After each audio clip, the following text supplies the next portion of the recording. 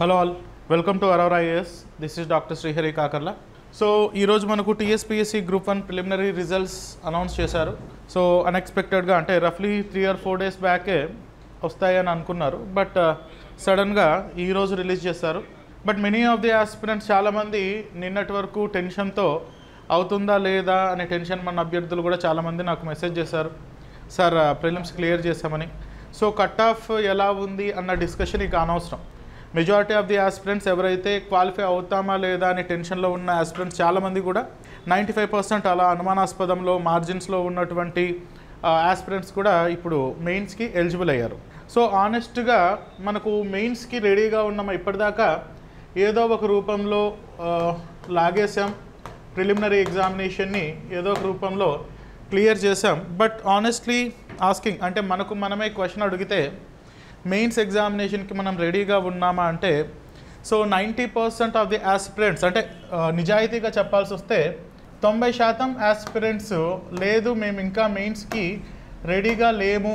90% of the aspirants, remaining 10% ఉంటారు, వాళ్ళు exceptional. వాళ్ళు మెయిన్స్కి ముందే ప్రిపేర్ అవ్వడము, లేకపోతే డిస్క్రిప్టివ్ రాయడం అలవాటు ఉండడము, లేకపోతే ఇది వరకు ఏపీఎస్సీ ఉమ్మడి ఆంధ్రప్రదేశ్ ఉన్నప్పుడు మెయిన్స్ ఎగ్జామినేషన్కి రాసి ఇంటర్వ్యూ వరకు వెళ్ళడం, యూపీఎస్సీ మెయిన్స్ ఎగ్జామినేషన్ రాసినటువంటి అనుభవం ఉండడం.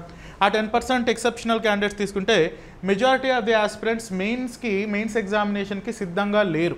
సో ఉన్నది మనకు రఫ్లీ October 21 అని అనుకుంటే రఫ్లీ 3 months మనకు ఉంది అని అనుకుంటే, ఈ మీన్ టైంలో మెయిన్స్కి ఎలా ప్రిపేర్ అవ్వాలి, మెయిన్స్ ఎగ్జామినేషన్కి ఎలా ప్రిపేర్ అవ్వాలి, ఏ మెటీరియల్స్ చదవాలి, సో ఆన్సర్స్ని ఎలా రాయాలి, ఏ టాపిక్స్ పైన ఫోకస్ చేయాలి, కరెంట్ అఫైర్స్ని ఎలా ఇంక్లూడ్ చేయాలి, అసలు ఆన్సర్లో ఏ కాంపోనెంట్స్ ఉండాలి. మెజారిటీ ఆఫ్ ది స్టూడెంట్స్, చాలామంది స్టూడెంట్స్ నాతో మాట్లాడిన తర్వాత నాకు అర్థమైన విషయం ఏంటంటే, చాలామంది అభ్యర్థులు సార్ మేము ఇంకా ఇంతవరకు ఒక ఆన్సర్ కూడా రాయలేదు, ఇన్ఫ్యాక్ట్ ఎలా మొదలు పెట్టాలనో కూడా మాకు తెలియట్లేదు, ఏం చేయాలి అని చాలామంది స్టూడెంట్స్ నన్ను అడుగుతూ ఉన్నారు.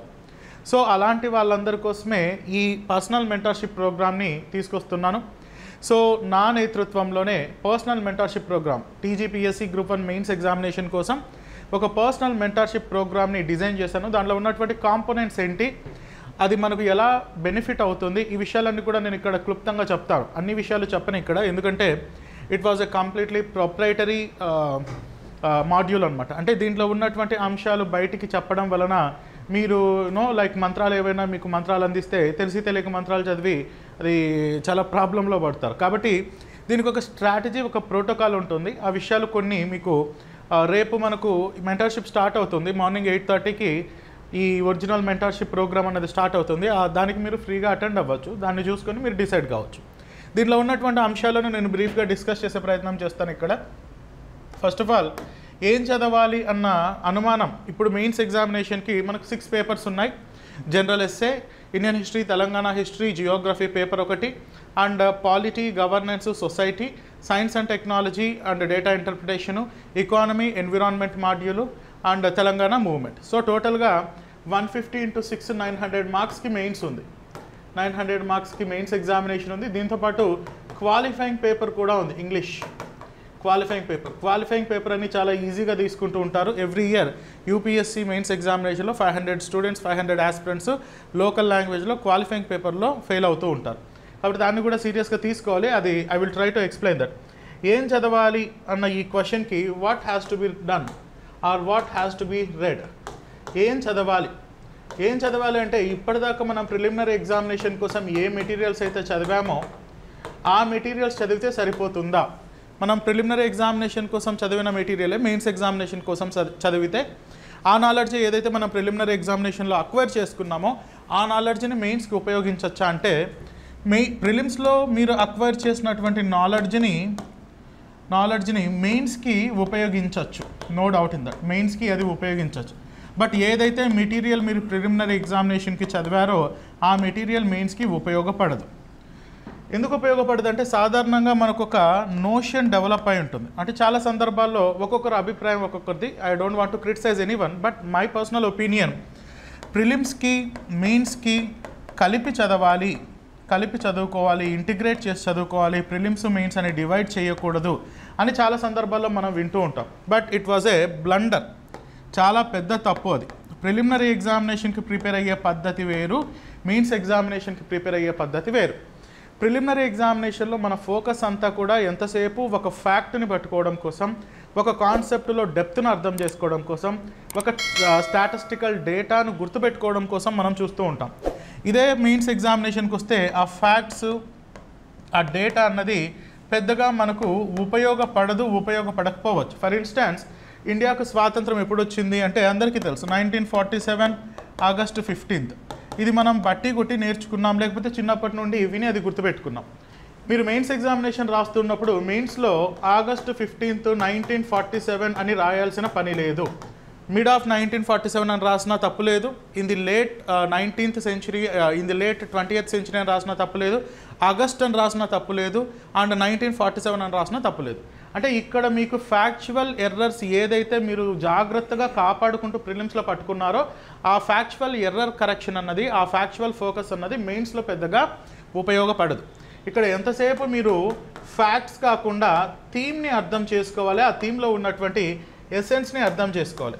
అందుకే మీకు సాధారణంగా నేను బాగా అర్థం అవ్వడానికి I use to take this common example, Baahubali example.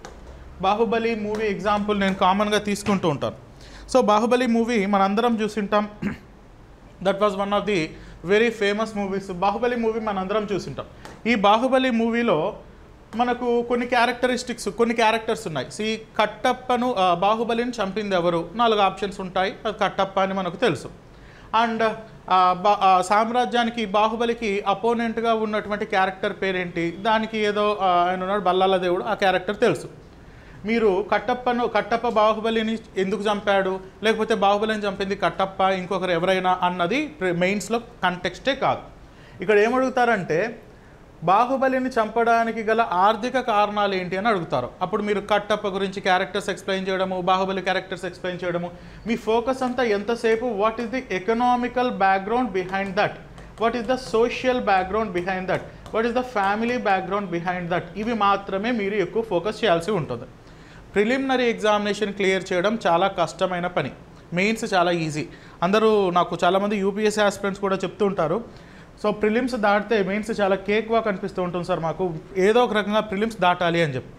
So కాబట్టి the way of understanding the questions, the way of understanding themes for the preliminary examination is all together different from that of mains examination. అది నా opinion. అందుకని ప్రిలిమ్స్కి ఏదైతే మీరు materials చదివారో ఆ materials పూర్తిగా ఉపయోగపడవు, అది వృధా మెటీరియల్ అని చెప్పను. కానీ అలాంటి మెటీరియల్లో కేవలం 50% మాత్రమే మీకు ఉపయోగపడతాయి. రిమైనింగ్ 50% మీరు డిస్క్రిప్టివ్ లెవెల్లో లేదంటే థీమ్ బేస్డ్గా ఉన్నటువంటి ఆ టెక్స్ట్స్ కానీ మెటీరియల్స్ కానీ ఏవైనా ఉంటే వాటిని మీరు ఫాలో అవ్వచ్చు. ఫర్ ఇన్స్టెన్స్, మీరు ఇండస్ వ్యాలీ సివిలైజేషన్ తీసుకున్నారనుకోండి. ఇండస్ వ్యాలీ సివిలైజేషన్ తీసుకుంటే ఈ ఇండస్ వ్యాలీ సివిలైజేషన్లో కామన్గా నేనేసే ఇప్పుడు అడిగే ఆబ్జెక్టివ్ క్వశ్చన్స్కి అందరికీ ఆన్సర్స్ తెలిసే ఉంటుంది. సో ఇండస్ వ్యాలీ సివిలైజేషన్లో ఒక డాక్యార్డ్, ఒక ఓడరేవు ఎక్కడ బయటపడింది అంటే చాలామంది మీలో చెప్తారు దట్ వాజ్ లోథాల్ అని చెప్తారు. అండ్ గుర్రం అవశేషాలు ఎక్కడ దొరికాయని అని అడిగాను అనుకోండి, సో యూ కెన్ టెల్ సర్కటోడాలో దొరికాయని చెప్తారు. లార్జెస్ట్ సిటీ ఏది అంటే చెప్తారు. గ్రానరీ ఎక్కడ దొరికిందంటే చెప్తారు. ఒక డ్యాన్స్ చేసే నర్తకి బ్రాంజ్ స్టాచ్యూ దొరికింది, అది ఎక్కడంటే చెప్తారు. కానీ ఇవన్నీ మీకు మెయిన్స్ ఎగ్జామినేషన్లో ఒక ఎగ్జాంప్లిఫికేషన్కి మాత్రమే ఉపయోగపడతాయి తప్ప వీటితో మీరు ఆన్సర్ని ఫ్రేమ్ చేయలేరు. మరి మెయిన్స్లో ఎలాంటి క్వశ్చన్స్ అడుగుతారంటే ఇండస్ వ్యాలీ సివిలైజేషన్ అర్బన్ కల్చర్ని లేదా ఇండస్ వ్యాలీ సివిలైజేషన్ ఒక పట్టణ నాగరికత అనడానికి ప్రూఫ్స్ చెప్పండి అని అంటారు. Indus valley civilisation is an urban civilisation, discuss or examine the statement అని అడుగుతారు. ఆర్ అదర్వైజ్ ఇండస్ వ్యాలీ సివిలైజేషన్లో రిలీజియస్ కండిషన్స్ ఎలా ఉన్నాయో మనందరికీ తెలుసు, మత పరిస్థితులు ఎలా ఉన్నాయో తెలుసు. ఆ తర్వాత వేదిక్ సివిలైజేషన్లో ఎర్లీ వేదిక్ పీరియడ్లో ఎలా ఉన్నాయో తెలుసు, లేటర్ వేదిక్ పీరియడ్లో ఎలా ఉన్నాయో తెలుసు. సో ఎర్లీ వేదిక్ పీరియడ్లో మనకు పంచభూతాలని వర్షిప్ చేసాం, ఇక్కడేమో నేచర్ వర్షిప్, పశుపతి వర్షిప్ చేసాం, ఇక్కడేమో పంచభూతాస్ వర్షిప్. అండ్ లేటర్ వేదిక్తో మలివేద కాలానికి వచ్చేటప్పటికి మనం దేని వర్షిప్ చేసాము, త్రిమూర్తి కల్ట్ అన్నది డెవలప్ అయింది.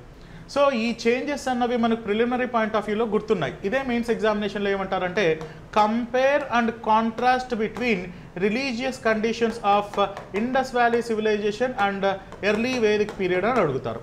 అక్కడ మీరు పశుపతి చుట్టూ ఇంకొక 5 జంతువులు ఉన్నాయి, పశుపతికి 3 కొమ్ములు ఉన్నాయని ఆయన సిట్టింగ్ పోస్చర్లో కూర్చొని ఉన్నాడు. సో ఇలాంటివి మీరు అక్కడ గుర్తుపెట్టుకోవాల్సిన అవసరం లేదు. ఆ ఓవరాల్గా సూపర్ఫిషియల్గా ఒక బర్డ్ ఐ వ్యూతో ఆ రెండింటికి ఉన్నటువంటి తేడాలు, 2 సివిలైజేషన్స్కి ఉన్నటువంటి తేడాలను మీరు ఇక్కడ డిస్కస్ చేయాల్సి ఉంటుంది. ఇలాంటి ఎసెన్స్ బేస్డ్ థీమ్స్ సాధారణంగా మనం ప్రిలిమ్స్ చదువుతున్నప్పుడు చదవరు. మీరే కాదు, ఎవరు చదవరు. 95% ఆఫ్ ది ఆస్పిరెంట్స్ ఇది చదవరు. అందుకని మీకు ఏం చదవాలి అన్న డౌట్ వస్తూ ఉంటుంది.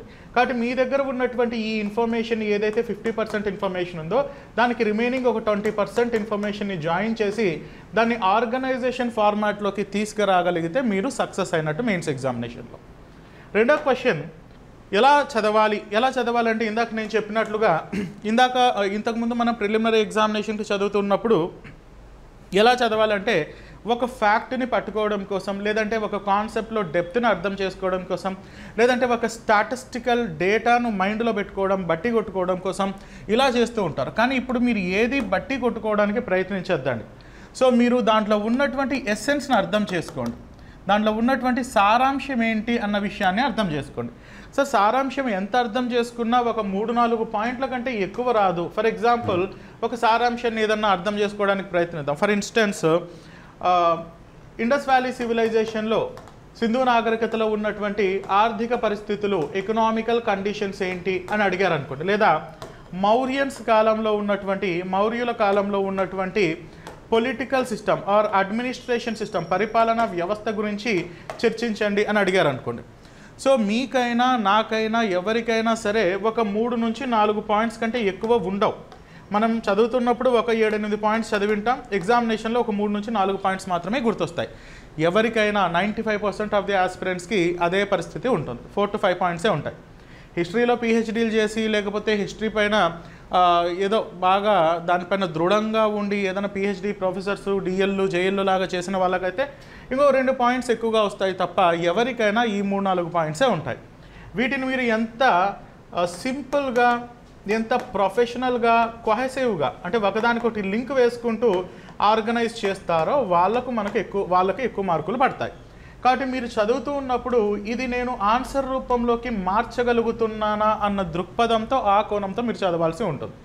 ముందేసుకొని మళ్ళీ ఇండస్ వ్యాలీ సివిలైజేషన్ చదివినా, నెక్స్ట్ ఇయర్ చదివినా, 2027లో చదివినా, 28లో చదివినా మీకు ఇండస్ వ్యాలీ సివిలైజేషన్ చదివినప్పుడు ఎలాంటి తేడా కూడా ఉండదు. గతంలో చదివిన ఆ ఇన్ఫర్మేషన్ ఈ సంవత్సరం ఉంటుంది, నెక్స్ట్ ఉంటుంది. ఇంకో 10 ఏళ్ళు చదివినా బహుశా మీకు ఒక 2 పాయింట్స్ ఎక్కువగా గుర్తుంటాయేమో తప్ప ఇండస్ వ్యాలీ సివిలైజేషన్లో మీరు ఆన్సర్ రాయడానికి వీలు కాదు.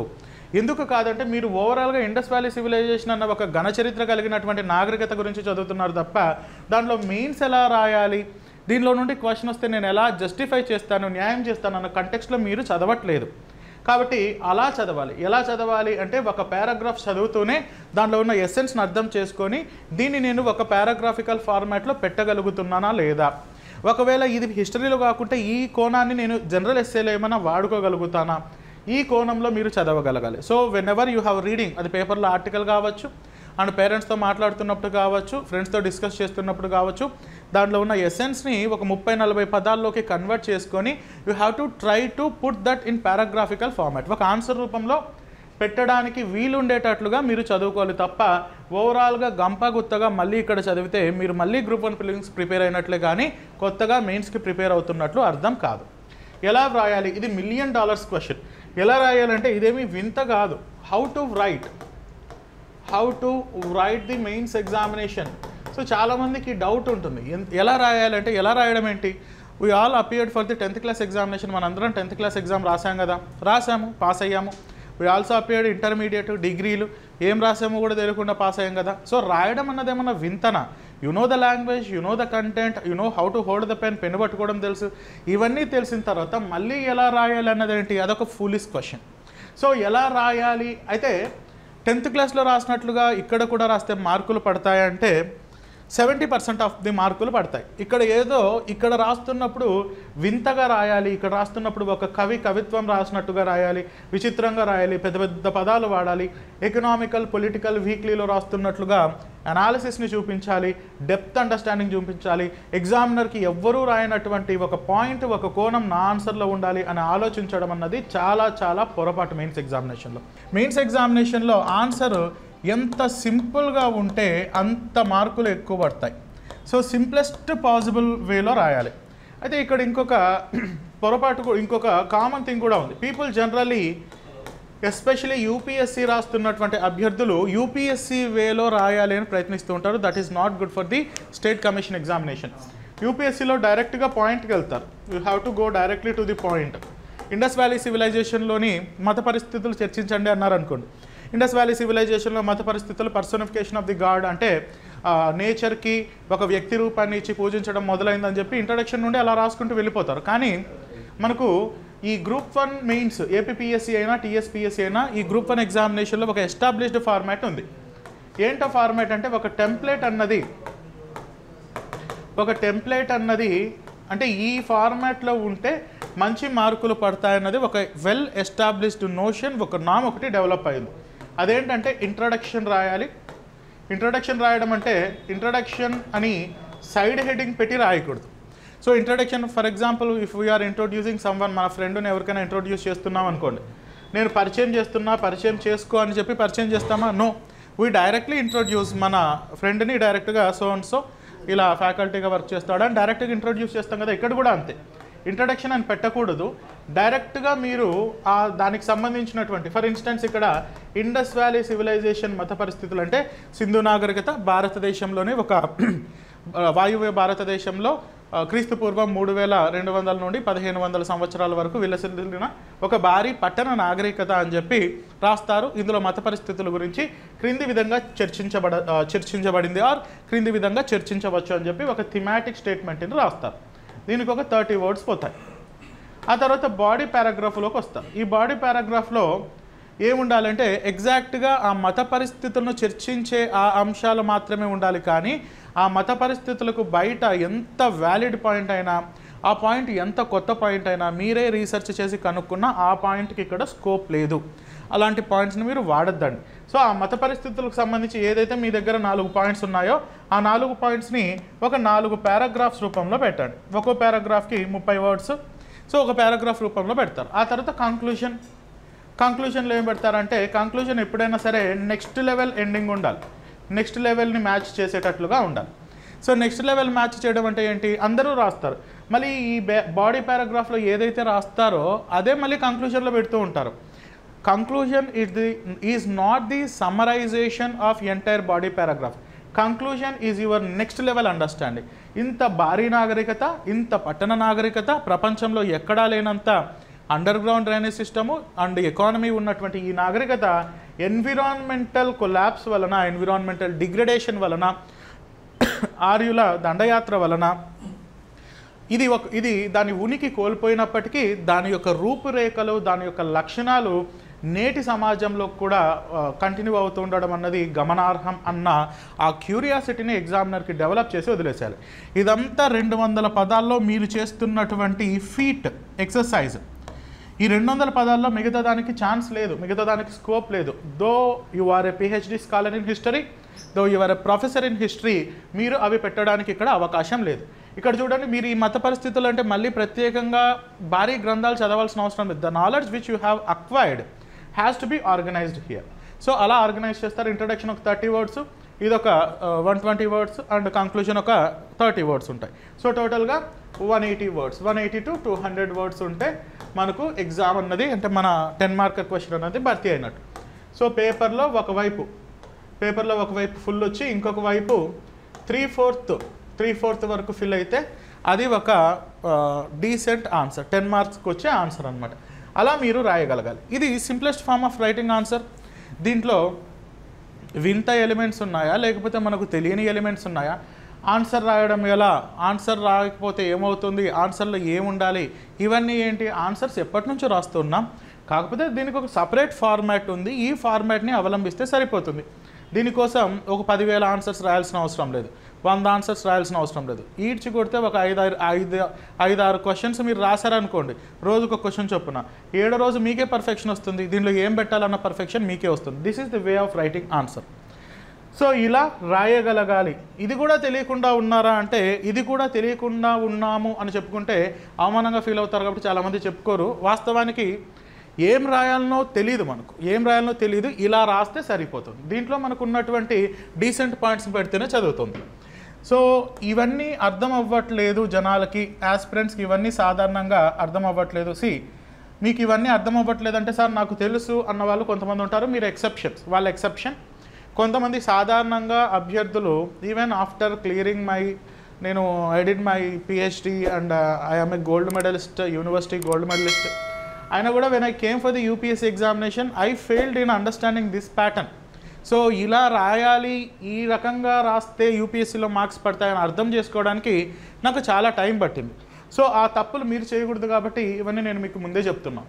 సో కాబట్టి ఇవన్నీ కూడా అడ్రస్ చేస్తూ ఏ మెటీరియల్స్ చదవాలి, ఏ రీసోర్సెస్ని ఫాలో అవ్వాలి, అండ్ ఎలా రాయాలి, ఎలా కాన్సెప్ట్స్ని అర్థం చేసుకోవాలి, ఇవన్నీ కూడా ఎక్స్ప్లెయిన్ చేస్తూ పర్సనల్ మెంటర్షిప్ ప్రోగ్రామ్ అన్నది నేను స్టార్ట్ చేయబోతున్నాను. ఇది ఒక 2 months పాటు ఉంటుంది.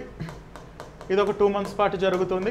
ఎప్పటి నుండి స్టార్ట్ అవుతుందంటే టుమారో అన్వర్డ్స్, రేపటి నుండే ఇది స్టార్ట్ అవుతుంది. Tomorrow 8th July Monday morning 8:30 ఈ ప్రోగ్రామ్ స్టార్ట్ అవుతుంది. ఇది ఆఫ్లైన్లో ఉంటుంది యాజ్ వెల్ యాజ్ ఆన్లైన్లో కూడా ఉంటుంది. ఆఫ్లైన్లో వాళ్ళు మన అరోరా ఐఏఎస్ క్యాంపస్ హైదరాబాద్కి అటెండ్ అయ్యి ఇక్కడ మీరు నేను చెప్పినటువంటి ఆ టార్గెట్స్ని తీసుకొని నేను చెప్పినటువంటి మీకు ఆ రోజుకి ఏవైతే టార్గెట్స్ ఇస్తానో వాటిని మీరు భర్తీ చేయాల్సి ఉంటుంది. ఆ టార్గెట్స్ని భర్తీ చేయడంలో మా సపోర్ట్ మీకు ఉంటుంది. సో జస్ట్ టార్గెట్స్ ఇచ్చి చదువుకోండి అంటే ఎక్కడైనా చదువుకోవచ్చు, ఇక్కడికే రావాల్సిన అవసరం లేదు. కానీ ఆ టార్గెట్స్ భర్తీ చేయడంలో ఆ టార్గెట్స్ని ఇవ్వడము, ఆ టార్గెట్స్ని భర్తీ చేయడంలోనే ఎంటైర్ పర్సనల్ మెంటర్షిప్ ఉంది. కాబట్టి దానికి సంబంధించినటువంటి ఆ కాన్ఫిడెన్షియల్ ఇన్ఫర్మేషన్ నేను ఇక్కడ మీకు అది చెప్పాల్సిన, అంటే అది చెప్పకూడదని అనుకుంటున్నాను. రేపు ఆఫ్లైన్కి మీరు కావాలి, ఆఫ్లైన్కి కానీ ఆన్లైన్ కానీ రేపు 8:30కి మీరు పర్సనల్ మెంటర్షిప్ అటెండ్ అయితే there I will show how the themes are going to be understood. So ఆన్లైన్లో కూడా ఉంటుంది. ఆన్లైన్లో కావాలనుకున్న వాళ్ళు కాకర్లా అకాడమీ అనే యాప్ ఉంటుంది. కాకర్లా అకాడమీ ఇది ప్లే స్టోర్లో మనకు అవైలబుల్గా ఉంటుంది. ఈ యాప్ని మీరు తీసుకోవాల్సి ఉంటుంది. అండ్ మీకు ఏ రోజు ఆ రోజు థీమ్స్ డిస్కస్ చేయడం, థీమ్స్ డిస్కషన్ అండ్ మీకు టార్గెట్స్ ఇవ్వడము అండ్ ఒక ప్రాపర్ ప్రోటోకాల్ రూపంలో ఇది వెళ్తూ ఉంటాం. దీనిలో మెజారిటీ నేనే తీసుకుంటాను, మెజారిటీ ఆఫ్ ది ఆస్పెక్ట్స్ నేనే తీసుకుంటాను. నాతో పాటు టీమ్ అరోరా ఐఏఎస్ నేతృత్వంలో some of the best team, we are having some of the best team as faculty, వాళ్ళు కూడా మీకు అందుబాటులో ఉంటారు. అంటే కొన్ని టీమ్స్ వాళ్ళు తీసుకుంటారు, కొన్ని టీమ్స్ నేను తీసుకుంటాను. ఈ పర్సనల్ మెంటర్షిప్లో మన టీమ్ ఎఫర్ట్ అన్నది మీతో పాటు ఉంటుంది. దీంతోపాటు మీకు డైలీ టెస్ట్స్ కూడా ఉంటాయి, ప్రతిరోజు కూడా టెస్టులు పెట్టడం జరుగుతుంది. దీంతోపాటు ఇంపార్టెంట్ థింగ్ ఏంటంటే జనరల్ ఎస్సే ఉంది మీకు. ఈ జనరల్ ఎస్సే నేనే తీసుకుంటాను, జనరల్ ఎస్సే నేనే డిస్కస్ చేస్తాను. అంటే ఒక 10 నుండి 15, అంటే బయట 100 ఎస్సేలు 200 ఎస్సేలు. సో మనమేమి ద హిందూకి ఎడిటోరియల్ రాయట్లేదు, అంత నాలెడ్జ్ కూడా అవసరం లేదు. మీరు ఎంత నాలెడ్జ్ ఎక్కువ ఉంటే మెయిన్స్కి అంత దూరం అవుతారు. ఇక్కడ నుండి మీరు చేయాల్సింది నాలెడ్జ్ అక్విజిషన్ కాదు, జ్ఞానాన్ని సంపాదించద్దండి. జ్ఞానాన్ని సంపాదిస్తే మీరు జ్ఞానులుగా ఉండిపోతారు తప్ప సర్వీస్ రాదు. సో ఉన్న జ్ఞానాన్ని ఎలా వినియోగించుకోవాలి, ఉన్న జ్ఞానాన్ని ఎలా మెయిన్స్కి వాడుకోవాలి అన్నది మాత్రమే ఆలోచించండి తప్ప ఇక్కడ మీ జ్ఞానాన్ని ఎన్రిచ్ చేసుకొని ఇంకా ఒక 10 పాయింట్స్ కొత్తగా తెలుసుకొని ఇంకొక 4 రీసోర్సెస్ని చదివి నలుగురితో మాట్లాడి బాగా జ్ఞానం సంపాదించి అప్పుడు మీరు మెయిన్స్కి వెళ్ళాలి అనుకుంటే ఇంకొక 10 నోటిఫికేషన్లు అయినా సరే మళ్ళీ ప్రిలిమ్స్ రాసుకోవడం, ప్రిలిమ్స్ క్లియర్ చేయడం, మళ్ళీ ఇదే తంతు. కాబట్టి ఇక మీదట మీరు జ్ఞానాన్ని తెచ్చుకోకూడదు. ఏదైతే జ్ఞానం మీకుందో ఆ జ్ఞానాన్ని మాత్రమే ఆర్గనైజ్ చేసుకునే ప్రయత్నం చేయండి. అందుకని జనరల్ ఎస్సేలో భాగంగా I will select some most important themes. అవి నేను మీకు జనరల్ ఎస్సే నేనే తీసుకుంటాను. నేను నాతో పాటు అవసరమైతే కొన్ని యాన్సిలరీగా కొంతమంది ఎక్స్ట్రా సపోర్ట్ తీసుకుంటాను, but majority of the essays నేనే డిస్కస్ చేస్తాను. ఇది కూడా ఈ పర్సనల్ మెంటర్షిప్లో భాగంగా ఉంటుంది. ఆఫ్లైన్లో ఉన్న వాళ్ళకి, ఆఫ్లైన్లో పర్సనల్ మెంటర్షిప్ జాయిన్ అయిన వాళ్ళు మన అశోక్ నగర్ క్యాంపస్కి వస్తారు. మీరు ఇక్కడ స్టడీ హాల్లో కూర్చొని చదువుతారు. స్టడీ హాల్లో కూర్చొని మీరు చదువుతారు, మీకు ఇచ్చినటువంటి టార్గెట్స్ని భర్తీ చేస్తారు. భర్తీ చేసిన తర్వాత మీకు దాని మీద ఎగ్జామినేషన్ కండక్ట్ చేయడం జరుగుతుంది. అలా మీకు 4 రోజులు జరిగిన తర్వాత ఆ తర్వాత గ్రాండ్ టెస్ట్లు పెడతాను. ఆ రోజుకి అంటే ఆ వారంలో మీరు పర్టికులర్ టార్గెట్ని కంప్లీట్ చేస్తారు. మళ్ళీ నెక్స్ట్ టార్గెట్ నెక్స్ట్ వీక్ నుండి మొదలవుతుంది. దీనిలో భాగంగా మా టీమ్ సపోర్ట్ అంతా కూడా ఉంటుంది. ఆన్లైన్లో ఉన్న వాళ్ళు ఆన్లైన్లో మీకు టార్గెట్ పెట్టేస్తాను పొద్దున 8:30 కల్లా. అండ్ ఆ టార్గెట్ని బేస్ చేసుకునేసి మీరు క్లాసెస్ వింటూ వెళ్తూ ఉంటారు. దాన్ని బేస్ చేసుకునేసి మీరు టెస్ట్ రాస్తారు. టెస్ట్ రాసిన తర్వాత ఆ టెస్ట్ ఆన్సర్ కాపీని మాకు పంపిస్తారు. నేను ఇవాల్యుయేట్ చేసి టీమ్ ఇవాల్యుయేట్ చేసి మీకు మళ్ళీ ఫీడ్బ్యాక్ ఇవ్వడం జరుగుతుంది. సో ఇలా మనకు ఈ పర్సనల్ మెంటర్షిప్ ప్రోగ్రామ్ అన్నది ఒక 2 months పాటు జరుగుతుంది. ఈ 2 monthsలో సిలబస్ అంతా కంప్లీట్ అవుతుంది. సిలబస్ అంతా కంప్లీట్ అవుతుందా అంటే 100% కంప్లీట్ అవుతుంది, అవ్వాలి కూడా. ఎందుకంటే మీరు ఇప్పుడు నేను ఇండస్ వ్యాలీ సివిలైజేషన్ లేదా ఇండియన్ హిస్టరీ చదవండి అన్నాను అనుకోండి, 10 రోజులు పెట్టుకుంటారు, 10 days పెట్టుకుంటారు. ఇండియన్ హిస్టరీలో 5 units చదవడానికి 10 days పెట్టుకుంటారు. 10 days కాదు, ఇక్కడ మనమేమి what you call that cricket match ఏదో ఉంటుంది చూడండి. సో అలా వాట్ ట్రోఫీ దట్ టెస్ట్ మ్యాచ్లు ఆడకూడదు, ఇప్పుడు 2020లో ఆడాలి. సో ఈ 2020లో ఆడితేనే మీ టార్గెట్ కూడా గుర్తుపెట్టుకోండి, మీ టార్గెట్ టాప్ 20లో పెట్టుకోవాలి, టాప్ 20 ర్యాంక్స్లో ఉండాలి. టాప్ 20 ర్యాంక్స్లో ఉంటేనే మీరు ఆర్డీఓ డిప్యూటీ కలెక్టర్ అది అవుతారు. ఎందుకంటే అదే కదా పర్పస్, మనం ఎందుకు వచ్చాము ఇక్కడికి, ఓ డిప్యూటీ కలెక్టర్ సాధించి రాష్ట్రాన్ని అభివృద్ధి చేయాలి, రాష్ట్రాన్ని ముందుకు తీసుకెళ్ళాలి, పర్పస్ అదే కదా. సో ఆ పర్పస్ మనం సాధించాలంటే ఖచ్చితంగా మీరు టాప్ 20లో ఉండాల్సి ఉంటుంది. టాప్ 20 అనేది ఏం పెట్టుకోండి, ఇదేమీ వింత కాదు. నేను చాలామంది ఆస్పిరెంట్స్ని చూశాను, చాలామంది నా మెంటర్షిప్ స్టూడెంట్స్లో ఉన్న వాళ్ళు చాలామంది ఇదే క్లాసెస్లో ఇదే బెంచెస్లో కూర్చొని చదువుకున్న వాళ్ళు నా working at the capacity of DSP deputy collector ఫోన్లు చేసి మెసేజ్ చేస్తుంటే, sir we are feeling very grateful, ఇంతకుముందు చేస్తున్న జాబ్లో కొంత అంత గౌరవం ఉండేది కాదు, ఇప్పుడు ఎక్కడికి పోయినా సరే red carpet welcome, we are feeling very happy అని చెప్తూ ఉంటారు. So that subtle difference. So success అయిన వాళ్ళకి ఫెయిల్ అయిన వాళ్ళకి వెరీ నారో డిఫరెన్స్ ఉంటుంది. ఆ నారో డిఫరెన్స్ని పట్టుకున్న వాళ్ళే సక్సెస్ని చూడగలుగుతారు. సో కాబట్టి నేను ఏ పెన్ను వాడాలి అన్న ప్రైమరీ ఎలిమెంట్స్ నుండి డిస్కస్ చేసుకుంటూ వెళ్తాను. ఇంకా ఈ పర్సనల్ మెంటర్కి సంబంధించినటువంటి ఫర్దర్ డీటెయిల్స్ అండ్ కోర్సులో ఏముంటాయి ఈ విషయాలన్నీ కూడా మీరు రేపు మార్నింగ్, అంటే నేను చెప్పాను కదా July 8th రేపు మండే మార్నింగ్ 8:30కి మీకు ఇక్కడ పర్సనల్ మెంటర్షిప్ అన్నది స్టార్ట్ అవుతుంది, ఫార్మల్గా లాంచ్ చేస్తాను. సో రేపు మీరు ఆఫ్లైన్లో ఉన్నవాళ్ళు, అంటే ఇక్కడ హైదరాబాద్లో ఉండి రాగలిగిన వాళ్ళు రేపు ఆఫ్లైన్లో క్లాస్కి అటెండ్ అవ్వండి. ఆన్లైన్లో ఉన్న వాళ్ళు మీకు కాకర్ల అకాడమీ యాప్ ద్వారా మీకు లైవ్ ఇస్తాను. సో ఆ లైవ్లో చూడండి, ఇది ప్రోగ్రామ్ ఇలా జరుగుతుంది అని తెలుసుకుంటారు. దెన్ వీ కెన్ ప్రొసీడ్, అలా మనం ప్రొసీడ్ అవ్వచ్చు. సో మీకు ఫర్దర్ ఇన్ఫర్మేషన్ ఈ పర్సనల్ మెంటర్షిప్కి సంబంధించినటువంటి ఫర్దర్ ఇన్ఫర్మేషన్ కోసం 9346265766 ఈ నెంబర్కి మీరు కాల్ చేసి రేపు మార్నింగ్ వెన్యూ ఎక్కడ లాంటి డౌట్స్ ఆ క్లారిఫికేషన్స్ని మీరు తెచ్చుకోవచ్చు. Let us see some doubts. లైవ్లో ఎవరైనా ఉన్నారా చాటింగ్లో? జాగ్రఫీ ఇండియా అండ్ తెలంగాణ ఎప్పుడు వస్తుంది సార్? సార్ నేను అదే చెప్తూ ఉంటాను సార్, ఇది చాలా పాత information.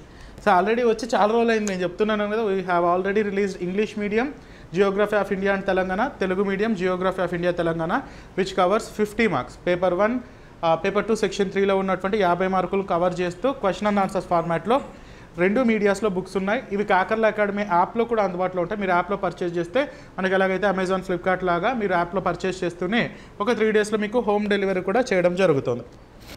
And it is a bilingual medium. Very good question. It was a bilingual medium.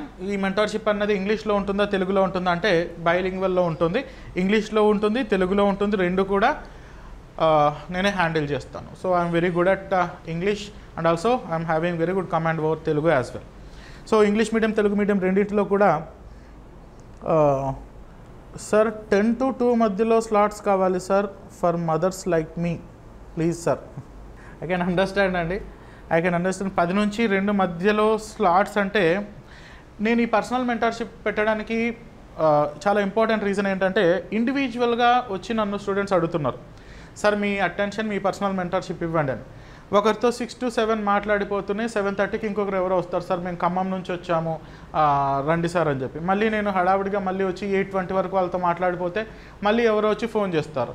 So వాళ్ళు ఇప్పుడే మాట్లాడొచ్చానండి, నాకు పొద్దున్న క్లాస్ ఉన్నాయి, రేపు కలుస్తానని చెప్తాను. ఇలా ఒక్కొక్కరికి ఒక్కొక్క టైం ఇవ్వడం వలన ఎవరికీ న్యాయం చేయలేకపోతున్నాను. అందుకనే అందరినీ కలుపుకొని పర్సనల్ మెంటర్షిప్ తీసుకుందామని అనుకుంటున్నాను. కాబట్టి ఇండివిజువల్ పర్సనల్ స్లాట్స్ అన్నవి నేనేమీ ఇవ్వలేను, దయచేసి ఏమనుకోవద్దండి. But I can understand your condition. So house makers ఉంటారు కాబట్టి వీళ్ళు బహుశా అందరిలాగా పొద్దున 8:30కు లేచి స్లాట్స్ని, అంటే 8:30 కల్లా నేను ఇచ్చే టార్గెట్స్ని చూసి 9 కల్లా కూర్చొని చదువుకునే పరిస్థితి ఉండదు. పిల్లలు ఉంటారు, హస్బెండ్స్ని పంపించాల్సి ఉంటుంది, దెమ్సెల్ఫ్ ఎంప్లాయీస్ ఉంటారు. కాబట్టి మీకు ఒక సపరేట్ ఎంప్లాయీస్ బ్యాచ్ లేదంటే గృహిణుల బ్యాచ్, మనకి ఇదివరకుగా ఏపీపీఎస్సీ గ్రూప్ 1 మెయిన్స్లో అలా బ్యాచెస్ నేను సెగ్రిగేట్ చేశాను. ఎంప్లాయీస్ బ్యాచ్ అని, గృహిణుల బ్యాచ్, హౌస్ వైఫ్స్ బ్యాచ్ అని సెగ్రిగేట్ చేశాను. వాళ్ళని డిస్టర్బ్ చేసేది లేదు, వాళ్ళకున్న పనులే చాలా ఉంటాయి. కాబట్టి 9:30 తర్వాత వాళ్ళు, అంటే హస్బెండ్స్ వాళ్ళ ఆఫీస్కి పోయిన తర్వాత, పిల్లలు స్కూల్కి పోయిన తర్వాత సీరియల్ చూసే టైంని వినియోగించుకునేటట్లుగా, అంటే వాళ్ళ ఆ బ్యాచ్కి పేరు కూడా పెట్టాను, కార్తీక దీపం బ్యాచ్ అని. అప్పట్లో నేను ఆ బ్యాచ్ పేరు కూడా పెట్టాను. సో అలా మనం మాడిఫై చేద్దాం. I can understand because I came from the same position very recently. That's why I know where the lacuna has been present. ఎక్కడ ఆ లోపాలు ఉంటాయన్న విషయం నాకు తెలుసు. వాటిని నేను భర్తీ చేసే ప్రయత్నం చేస్తాను. Employees batch, house wives batch కూడా తీసుకొని వస్తాను. సార్ యాప్లో డైరెక్ట్గా లాగిన్ అయ్యి మీ క్లాస్ వినొచ్చా? సో రేపటి వరకు మాత్రం వినొచ్చు. మామూలుగా పే చేసిన వాళ్ళకే యాప్లో వీడియో కనిపిస్తూ ఉంటుంది. బట్ రేపు ఎలా అన్నది చూడాల్సి ఉంటుంది. రేపు మీకు సపరేట్గా ఎవరైతే మీరు రేపు లైవ్లో బ్యాచ్ వినాలి అని అనుకుంటున్నారో, ఎవరైతే లైవ్లో బ్యాచ్ రేపు మార్నింగ్ ఈ మెంటర్షిప్ బ్యాచ్ ఎలా ఉంటుంది, దీని ఓవరాల్గా దీని ప్రోటోకాల్ ఏంటి అని తెలుసుకోవాల్సిన వాళ్ళు ఈ నెంబర్కి 9346265766 ఈ నెంబర్కి మీరు మెసేజ్ చేయండి. సార్ రేపు మేము లైవ్లో పార్టిసిపేట్ చేయాలని అనుకుంటున్నాం, మేము ఇంకా పే చేయలేదు, పే చేయాలా లేదా అన్నది రేపు చూసి డిసైడ్ చేద్దాం. ఎందుకంటే మనకు కామన్గా తెలిసిన డైలాగ్ ఉంది కదా, డబ్బులు ఎవరికి ఊరికే రావు, డబ్బులు నిజంగానే ఎవరికి ఊరికే రావు. కాబట్టి మీరు చూసి నీట్గా దీంట్లో ఇలా ఉంటుందా, ఇది నాకు ఉపయోగపడుతుందా అని అనిపిస్తేనే జాయిన్ అవ్వండి.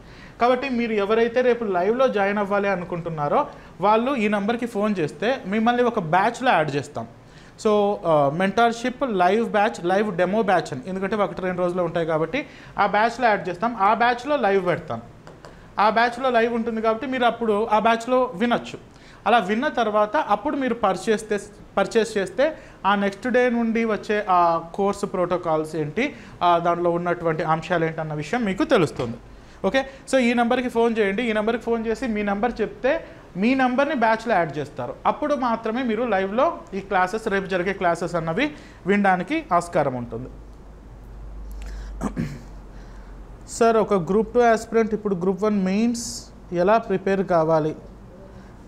ఇది చాలా రిజల్ట్స్ రాకముందు వరకు చాలా భయంకరమైన క్వశ్చన్ ఇది.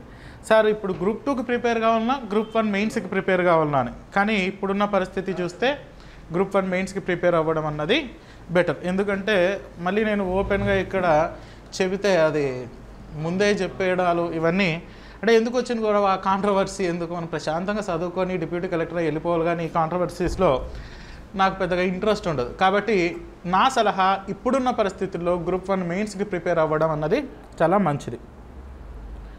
సార్ గ్రూప్ 2 పోస్ట్పోన్ అనుకుంటా, నాకు తెలియదండి, అలాంటివన్నీ నాకు పెద్దగా అవగాహన లేదు. But my suggestion is prepare for group 1 mains as of now. ఈ కొద్ది రోజులు గ్రూప్ 1 మెయిన్స్కి మీరు ప్రిపేర్ అయితే చాలా మంచిది అని నా అభిప్రాయం. మీకు ఇంకా ఏదైనా డౌట్స్ ఉంటే మీరు నేను చెప్పినటువంటి నెంబర్కి మీరు కాల్ చేసి తెలుసుకోవచ్చు. అండ్ దీంతోపాటు వన్ మోర్ ఇన్ఫర్మేషన్, మనకు geography environment modules paper 2 section 3లో ఉన్నటువంటి geography 50 marks prelim and mains course, అది 50 మార్క్స్కి ఉన్నటువంటి mains portion. And paper 4 section 3లో ఉన్నటువంటి డెవలప్మెంట్ అండ్ ఎన్విరాన్మెంటల్ ప్రాబ్లమ్స్ అనే 2 కోర్సులు కూడా ఆల్రెడీ బ్యాచ్ స్టార్ట్ అయిపోయింది.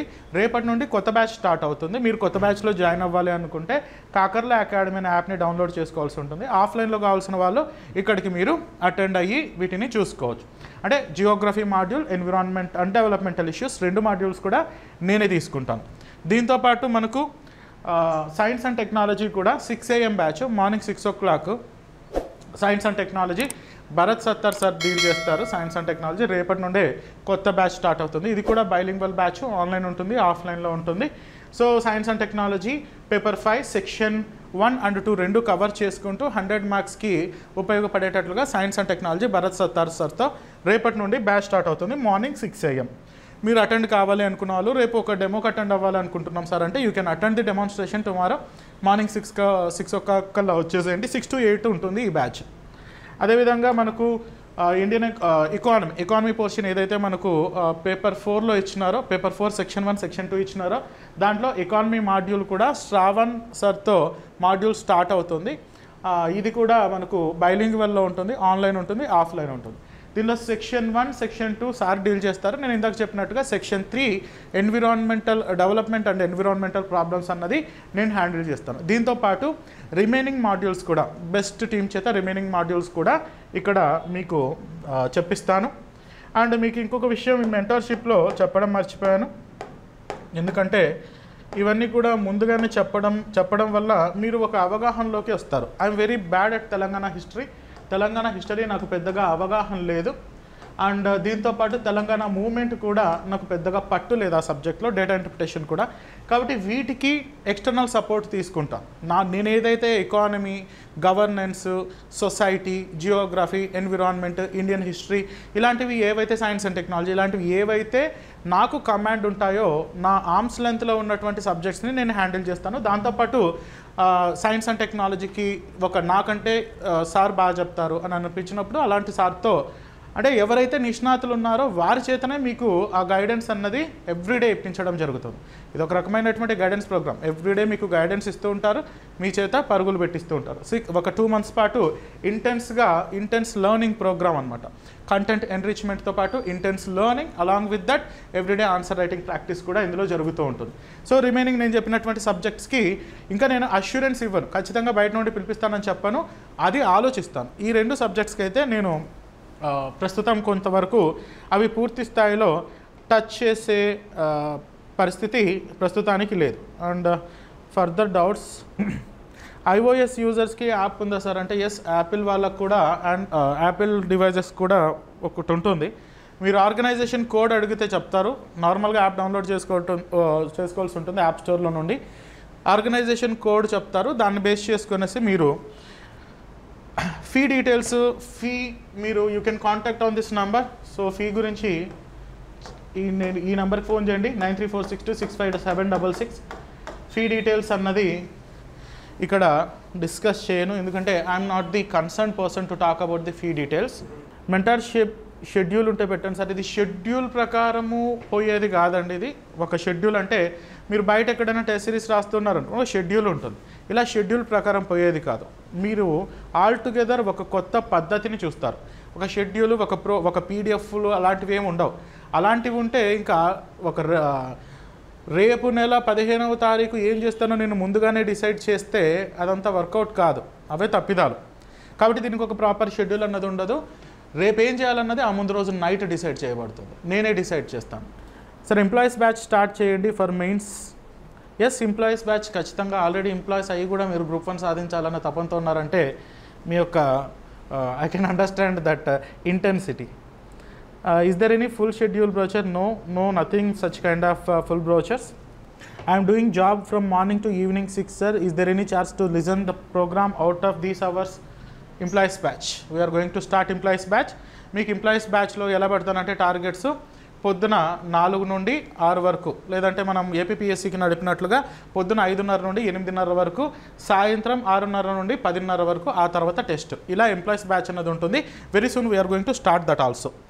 All right, so I'm ending this module. So ఈ personal mentorship programme online and offline 2 మోడ్స్లోనే ఉంటుంది. ఆన్లైన్లో కావాలి అనుకున్న వాళ్ళు కాకర్ల అకాడమీ యాప్ డౌన్లోడ్ చేసుకోవాలి. ఆఫ్లైన్లో వాళ్ళు Arora IAS campus Hyderabad they can attend. And further information you can contact on this number. ఆఫ్లైన్లో ఆన్సర్స్ ఇవాల్యుయేషను, ఆన్లైన్లో ఎలా ఎవాల్యుయేట్ చేస్తారు సార్ అండ్ ఎలా ఉంటుంది ఇదంతా అన్నది రేపు మీరు డైరెక్ట్గా అటెండ్ అవ్వచ్చు. రేపు ఫ్రీ సెషన్ అటెండ్ అవ్వాలి అనుకున్న వాళ్ళు నేను చెప్పినటువంటి ఈ నెంబర్కి ఫోన్ చేసి మీరు యాప్ డౌన్లోడ్ చేసుకోవాలి. ఫస్ట్ పాయింట్, కాకర్ల అకాడమీ అన్న యాప్ డౌన్లోడ్కి సంబంధించినటువంటి లింక్ క్రింద డిస్క్రిప్షన్లో ఉంటుంది. మీరు యాప్ డౌన్లోడ్ చేసుకున్న తర్వాత ఈ నెంబర్కి ఫోన్ చేసి సార్ ఈ బ్యాచ్లో మీరు రేపు లైవ్ ఇస్తామన్నారు కదా ఫ్రీగా, ఆ బ్యాచ్లో మమ్మల్ని యాడ్ చేయండి అని చెప్పండి. సో ఆ బ్యాచ్లో మిమ్మల్ని యాడ్ చేయడం వలన మీరు ఫ్రీగా రేపు క్లాస్ని చూస్తారు. సో ఆ ఎల్లుండి నుండి అది పెయిడ్ బ్యాచ్లో మాత్రమే వీడియోస్ అన్నవి రిలీజ్ చేయబడతాయి. Okay, so this is what the strategy and full fledged information regarding this program we will discuss. I'm working previously, I prepared for group 1, taken coaching in one institute. You taught geography, sir. Yes, ఆ ఇన్స్టిట్యూట్లో నేనే చెప్పాను. Yes, it will be helpful for you. I'm a mother of 2 kids. No elders are there to support me. Mom, I can understand your condition. పిల్లల్ని చూసుకోవడానికి ఎవరు పెద్దవాళ్ళు కూడా లేరు, 10 నుంచి 2 వరకు స్లాట్స్ పెట్టండి అని అడుగుతున్నారు. I can understand that. మీరు అడిగినందుకైనా నేను ఖచ్చితంగా పెడతాను, ఎందుకంటే మీరు మెసేజ్ చేసిన విధానం కూడా నాకు I can understand. I have seen many of the aspirants like this. We will certainly start housewives batch also. All right, I wish you all the best. మీకు దీనికి సంబంధించినటువంటి ఫర్దర్ డౌట్స్ కోసం ఈ నెంబర్కి 9346265766 మీరు కాల్ చేయొచ్చు. Thank you.